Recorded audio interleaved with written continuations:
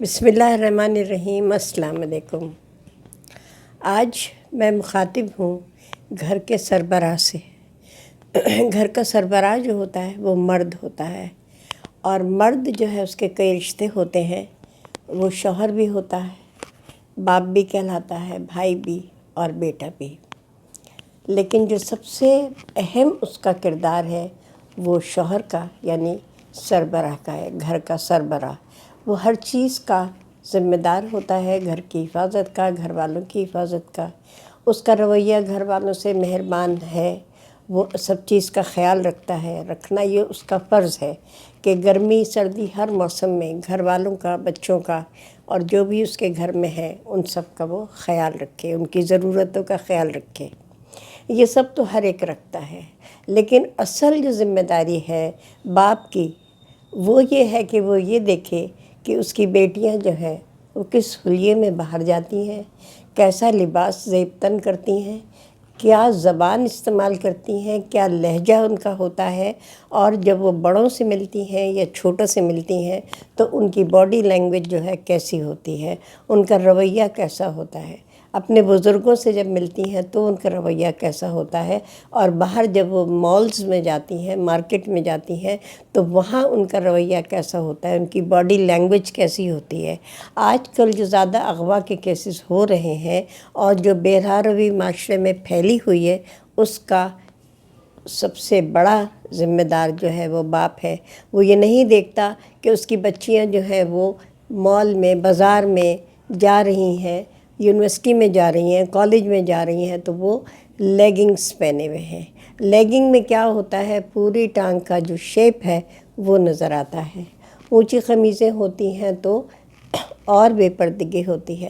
تو عورت کو اللہ تعالیٰ نے بڑا محفوظ بنایا ہے، بڑا قیمتی اثاثہ بنایا ہے، اور اس کی شرم و حیا کا، اس کے پردے کا بہت لحاظ رکھا گیا ہے، بہت احکامات دیے گئے ہیں۔ آپ یہ دیکھیے کہ مسلمانوں کو تو رہنے دیجئے، آپ عیسائیوں میں دیکھیے کہ جو ان کی ننز ہوتی ہیں، جو راہبائی جنہیں ہم کہتے ہیں، وہ بھی سر سے پیر تک پوری کورڈ ہوتی ہیں، پورا لباس ان کا سر سے پیر تک، یعنی موزے اور جوتے تک پہنے ہوتی ہیں، اور سر بھی ان کا ڈھکا ہوا ہوتا ہے۔ یہودیوں کو دیکھ لیں، عیسائیوں کو دیکھ لیں، ہندوؤں کو دیکھ لیں، کسی بھی مذہب میں دیکھ لیں آپ کہ وہاں اس چیز کا بہت خیال رکھا جاتا ہے۔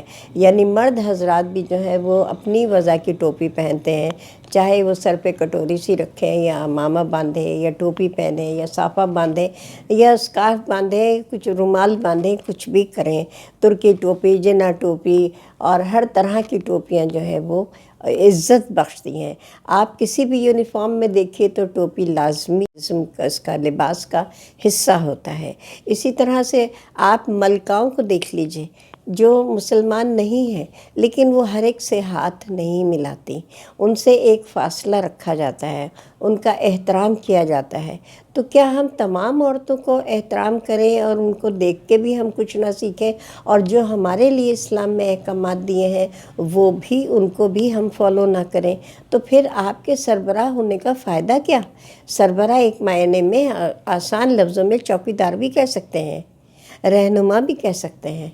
تو اگر وہ اپنی ذمہ داریاں پوری نہیں کرتے کہ بڑے بڑے گلے پہن کے اور سلیو لیس پہن کے جب وہ جائیں گی تو ظاہر ہے بری نظریں پڑیں گی، اچھی نظر نہیں پڑے گی۔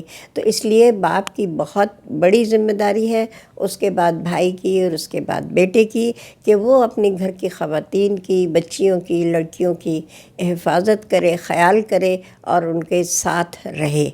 تو یہی میرا آج کا ہے کہ آپ بہت زیادہ ذمہ دار ہے اس معاشرے میں بے راہ روی کے، تو خیال کیجئے اپنا بھی، دوسروں کا بھی، اور اس میں گھبرائیے نہیں، کیونکہ مائیں اکثر لینینٹ ہو جاتی ہیں، ارے رہنے دیجئے موجودہ فیشن ہے، سب بچیاں ایسی کر رہی ہیں، اس کی کلاس کی، اس کی سہیلیاں، نہیں وہ کرتی ہیں تو کرتی رہیں۔ آپ تو اپنی بچی کا، اپنی بیٹی کا، اپنی بہن کا خیال کیجئے، اپنی بیوی کا خیال کیجئے، جبھی تو دوسرے لوگ کریں گے، آپ کو دیکھ کے فالو کریں گے نا۔ اسلام تو ہے ہی فالو کرنے کا نام، کہ ایک دوسرے کو دیکھ کے ہم سیکھتے ہیں۔ تو بس یہی میری آپ سے گزارش ہے کہ اپنے معاشرے کو صاف ستھرا رکھیے، پاکیزہ رکھیے، اور اپنے گھر سے شروع کیجئے۔ اس کے ساتھ ہی ڈھیروں دعائیں۔ اللہ